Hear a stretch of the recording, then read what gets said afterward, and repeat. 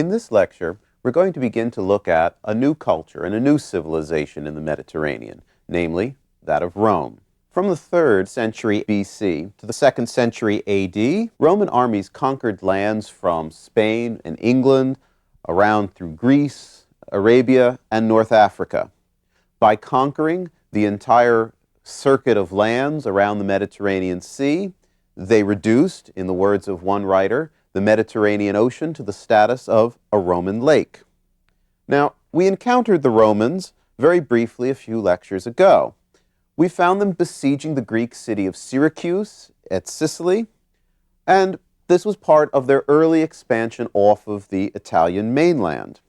They were held at bay, at least so the story goes, for some time, 3 years, by the technological prowess of Archimedes, who was a native of this town of Syracuse. Well, the Romans did manage to take the town finally in 212 BC. And when the Roman army was occupying the city, the general gave explicit orders that his men should go and find and protect the mathematician Archimedes. Unfortunately, orders are not always obeyed the way they are intended to be, and Archimedes fell victim to the sword of a brash Roman soldier. Well, if the story of the Roman general's concern over Archimedes is true, and if that Roman general was typical of his later countrymen, his later Romans, he was probably more interested in Archimedes as a technologist, as we would say perhaps an engineer, than as a theoretical mathematician. And that's what we're going to look at in this lecture, the relative greater interest of the Romans for technological, practical applications of natural knowledge over natural philosophy.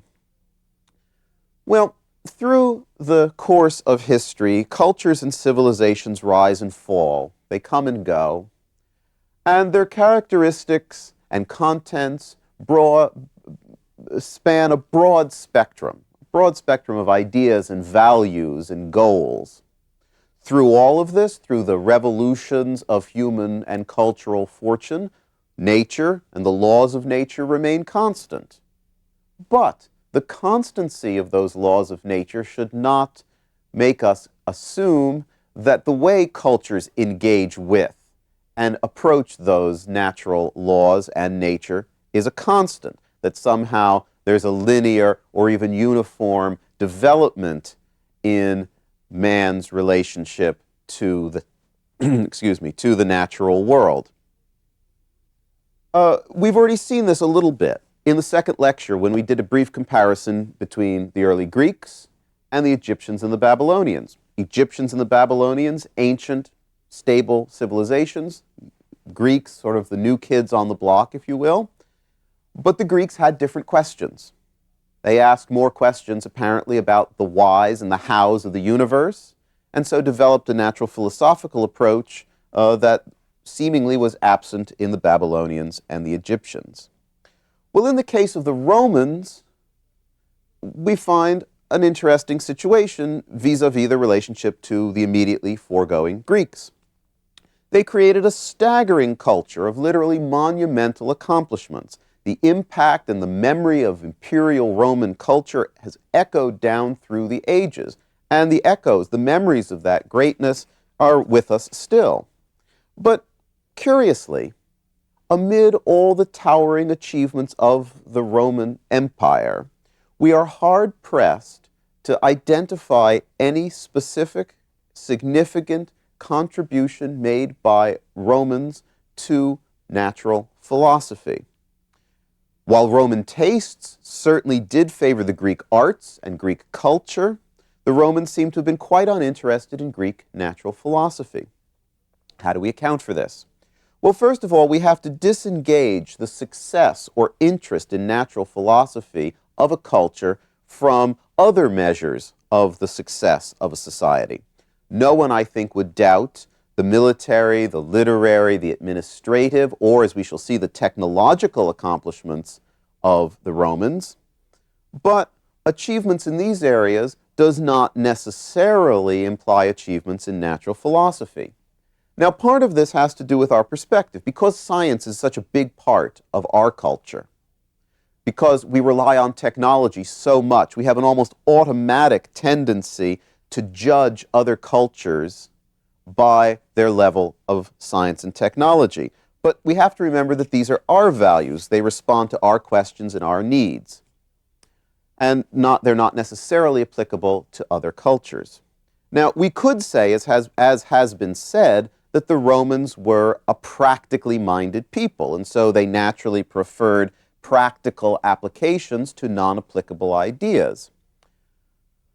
Well, that does, in a sense, explain why Roman technology is head and shoulders above Roman natural philosophy, but in a sense, it's not a very satisfying answer, because it only defers the question to one generation further away. Why were the Romans this way? Why were the Romans practically minded? Well, that's not a question we can answer now. We're just going to say that the Roman culture did differ significantly in many ways from the Greeks, and note that science does not develop automatically, and the same is true of technology. It responds to the needs, the questions, the temper, the system of values, and various other activities of the culture in which it is done. Having said that, let's take a look at Roman technology. Well, the status of technology in general is a bit problematic. On the one hand, it is practical, and we would imagine that being practical, it would be valued. On the other hand, the deployment of scientific principles for practical affairs runs counter to the ideals that were put forth by people like Plato and Aristotle. For Plato, natural philosophy is for improving the mind, for improving the individual, for ordering the individual. For Aristotle, episteme, the knowledge, the causal knowledge of things, is at a much higher level than techne, the arts or the crafts of doing things. Techne, of course, being the Greek word from which we get technology. Well,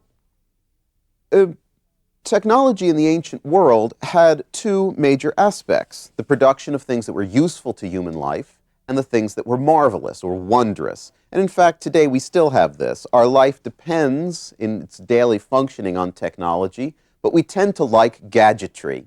Right? Americans tend to, in particular, like special kinds, new varieties of cell phones and computers that can do more and more interesting things, and all kinds of gadgets.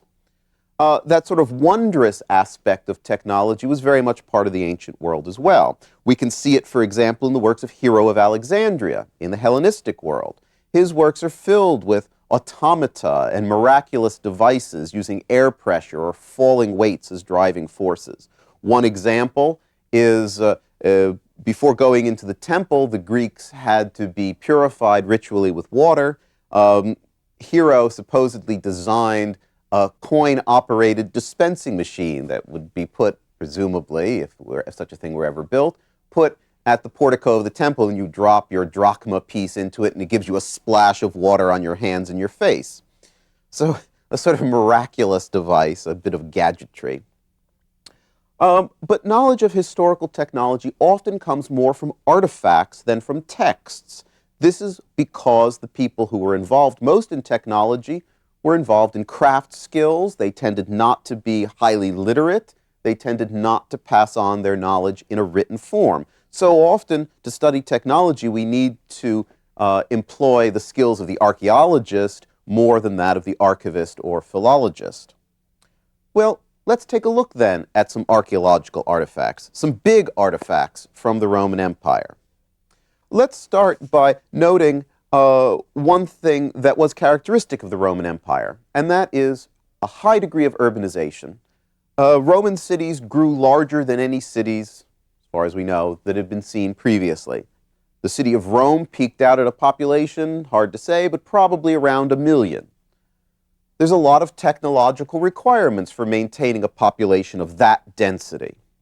Well, one of the technological requirements that the Romans were particularly interested in was hydraulic technology, that is, supplying water for Roman cities. The Romans loved water, and they used a vast amount of it. It is estimated that they used much more water per person per day than modern Americans do, and modern Americans are known around the world for being wasteful with the quantity of water we use. The Romans tended to use even more. What for? Well, for baths. We'll talk about the baths later. They had indoor plumbing in many of the more wealthy houses, even public toilets that would wash away the waste straight away after it was deposited. Of course, presumably straight into the river nearby the city, but nonetheless, public toilets, indoor toilets, are certainly something that's not seen very much after the fall of the Roman Empire for a long time. Well, where does all this water come from? The Romans tended not to like river water. You don't want brown river water in your bath or in your fountains. The Romans preferred good quality water from springs. Towns tended to be built around springs, but within a few years, if the town was at all successful, it outgrew the spring, and water had to be brought in from the outside. This meant that they had to build channels to bring the water into the cities. To do so, they produced channels, which included elevated aqueducts. And I think all of us have seen photographs of Roman aqueducts, but let me just express to you the amazement that one has the first time one really sees a Roman aqueduct, a beautifully well-preserved one. They are remarkable accomplishments. They are beautiful, they are functional, they are impressive to an inordinate degree almost. At least that's the way the first one I ever saw struck me. The first one I saw was north of the city of Tarragona in Spain, the ancient Roman capital, provincial capital of that part of Spain, then called Taraco. A bus will drop you off on a dusty side of the road, out in the middle of nowhere, about 10 miles north of the city. And there's a little path that you can walk down. And I walked down this around through clumps of trees, around a rocky crag, and all of a sudden there, spanning the valley, was a 2,000-year-old Roman aqueduct. Nothing around to tell me that I was still in the 20th century. Remarkable, and a beautiful one as well. It's called the Devil's Bridge now, built about the year 1. It's 125 feet high, 700 feet long. The water is carried by a sluice built on the top. This particular one is quite nice because you can walk across the aqueduct, and the channel is wide enough, probably not for 2 people to walk, but 1 person can walk very comfortably through the sluiceway across the top. Well, to really understand what Roman hydraulic engineering accomplished, let's follow the course of water in one specific case from its source to its users. And in this case, we're going to leave Spain to go to another Roman provincial town, the town of Nemosus, now known as Nîmes in the south of France.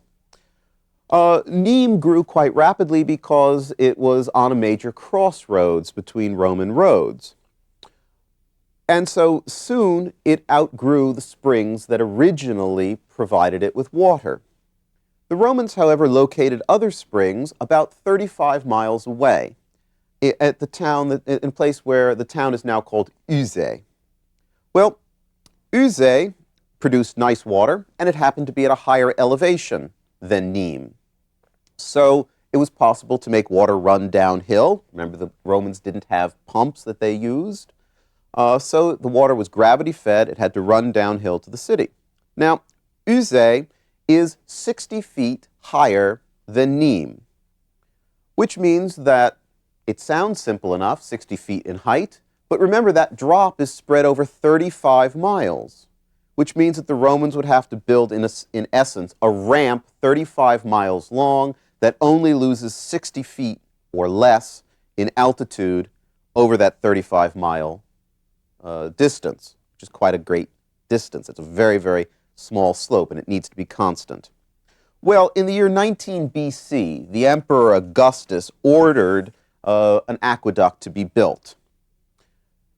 Well, the Roman engineers set to the project, but this ramp that I mentioned is the ideal case. That would be in terrain that's perfectly flat, but the terrain between Uzès and Nîmes is nothing flat. So what happens? Sometimes there are hills in the way. Then the water channel has to go through them. 20 miles of the distance is underground, through covered underground culverts. 3 miles of the course was bored, tunneled through solid rock. Substantial engineering accomplishment. In other cases, the land was not so uneven, and small adjustments like covered ditches or covered sluices was sufficient to keep the water flowing. About 10 miles of the distance is covered that way. But sometimes there were little valleys or streams that had to be crossed. In that case, elevated aqueducts were necessary. In this one line, there are 6 elevated aqueducts, totaling about 4 miles of the total distance. Now, 5 of these aqueducts are fairly small, but the Roman engineers found that the best route had to cross the valley of Gardon, as it's now called. And there they had to build the largest aqueduct that the Roman Empire ever built, an aqueduct which is today called the Pont du Gard, the Bridge of the Gard. It's 180 feet high, over 1,100 feet long. It's composed of 3 tiers of arches built out of stones, some of which weigh in excess of 6 tons, all fitted together, squared stones without mortar. The only mortar that's used in the construction of the Pont du Gard is in the 3rd tier that carries the water channel. It was also built slightly curved because the Roman engineers knew that the river that ran at its base would be a raging torrent in the springtime, in the spring. And so they curved the outline of the aqueducts to resist the force of the water. That is, the convex side is pointed upstream. Apparently it worked because 2,000 years later, despite the depredations and the abuses wreaked upon the structure during the Middle Ages when it was used as a bridge, it still stands 2,000 years later. The 3rd tier, if we go up to it and inspect it, there we'll find the channel for the water. The channel is 5.5 feet deep and about 4.5 feet wide, so that's a pretty substantial channel for water. So what happens to this water after it passes the 35 miles from Uzès down to Nîmes?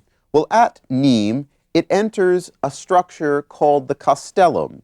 Now, the castellum, or castle in English, at Nîmes is one of a very few surviving number of water distribution centers. It's a pit about 18 feet in diameter, surrounded by a low wall with holes in them, about a foot in diameter. The holes once carried pipes of lead, and these lead pipes would distribute the water throughout the city.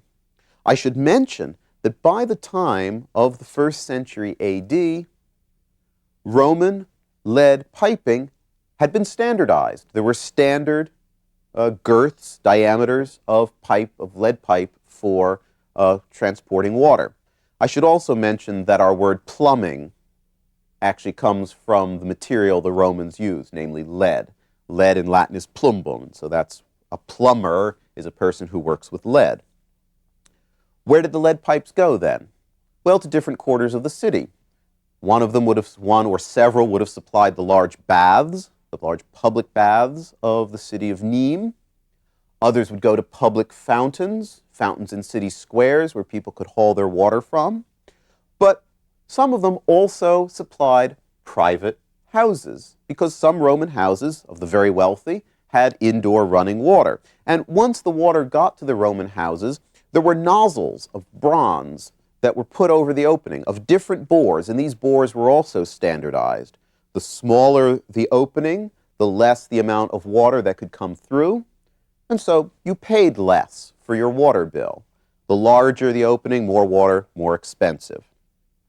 Clearly, there's a lot of administration that has to go not only to laying out the aqueduct, but to keeping it functioning and maintaining the costs of it by charging for water. So that requires a very stable society, stable administrative structure, stable workforces.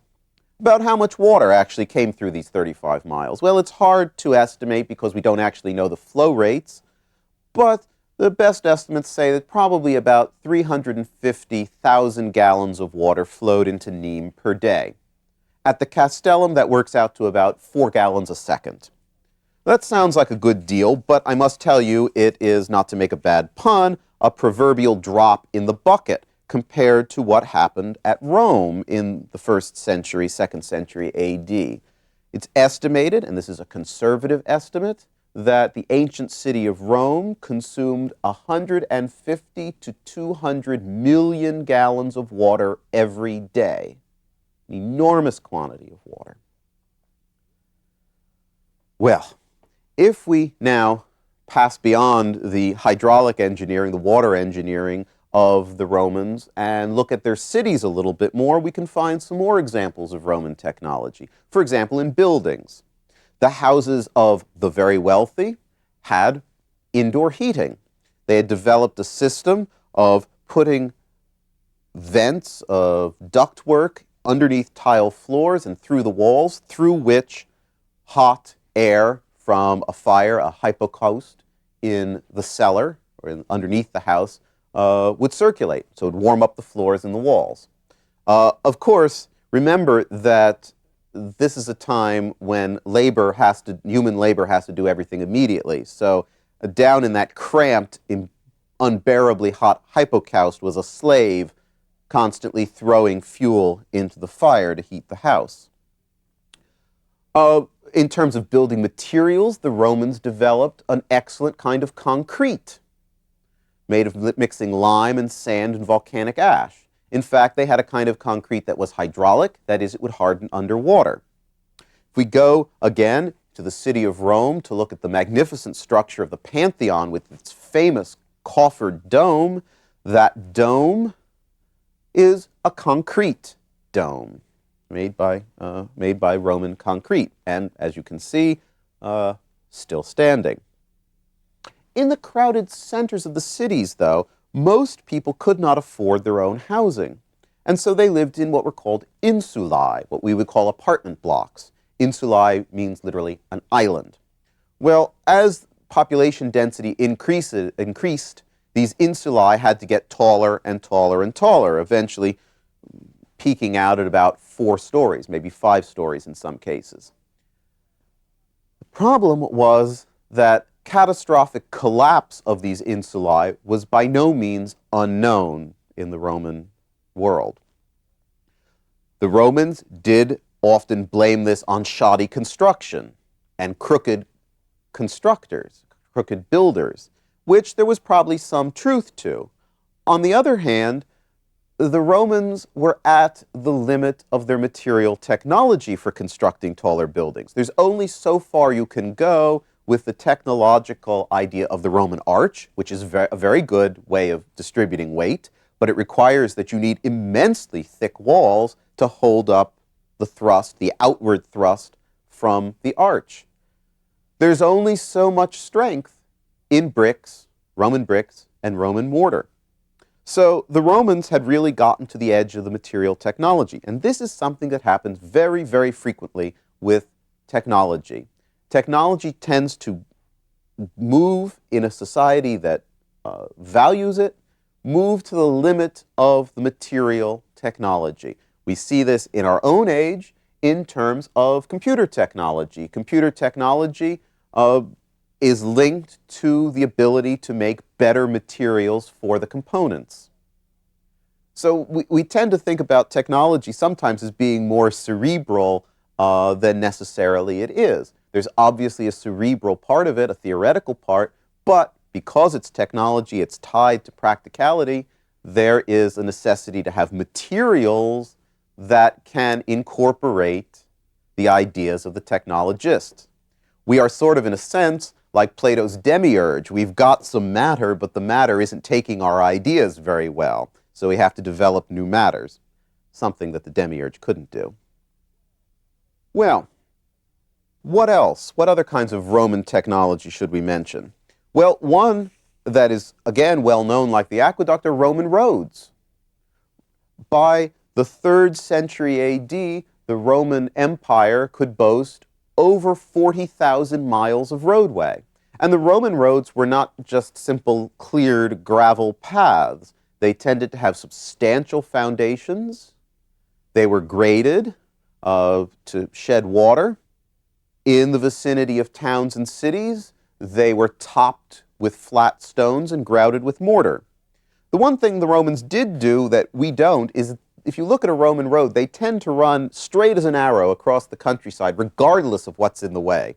And so the grades on them, the steepness, is often quite high. This is probably because what did the Romans really want their roads for? It wasn't necessarily to facilitate trade, it was to facilitate the movement of Roman troops. And of course, you can force your troops to march up as steep a hill as you like. The point is, you want to get there fast. When the military needs to move, it needs to move quickly. The Romans also developed technologies of mass production. A recent archaeological dig has discovered molds for blowing glass figurines in such numbers that it's clear that this factory, if I can call it that, was churning out items for the luxury trade, probably not the very high luxury, but middle luxury trade, at an incredible amount. So sort of early mass production techniques. Now, when I talk about mass production, one of the things we should think about is, what about energy and power sources? Today, we're always concerned about where our energy is coming from. Our rampant use, our squandering, as some people would say, of fossil fuels makes us worry all the more about where the energy is going to come from in the future. What did the Romans do about energy and power sources? Well, curiously enough, the Romans, despite the enormous technological achievement, tended to give very little attention to ways of getting power and energy. The water wheel was known, it was a known technology, but the Romans seemed to pay it very little attention. In fact, the only example, which is important only because of how unusual it is a factory that was set up in the late Roman Empire, probably the 4th century, near the city in France, which is currently called Arles, Arelate in Latin. There, a mill was set up using 8 water wheels. The factory is estimated to have been able to grind 3 tons of grain an hour. A remarkable amount of grain. But this is highly unusual. It's almost the only one known in the Roman world. Why? Well, because the Romans had a cheap energy source. The same reason we don't bother really putting our effort into developing solar or wind or alternative energy sources because fossil fuels are still cheap. So too, the Romans didn't bother developing the technology of power sources because they had abundant, cheap power in the form of slaves. Huge numbers of slaves, taken as war booty generally from conquered lands. The number of slaves in the Roman Empire is enormous. Slaves were abundant enough that even tradesmen of the middle class, upper working class, could afford at least one slave to help out in the business. So when you have this great abundance of slaves, you don't worry about other sources of energy. Now, it turns out that the very few examples we see of the Romans paying attention to getting new sources of power come with the late empire. And not because there's a linear progression towards developing these, but because by the late empire, the source of slaves begins to dwindle. No more Roman conquests. The Romans are losing their outer territories. And so, at that point, as one energy source starts to decrease, they start looking for other things.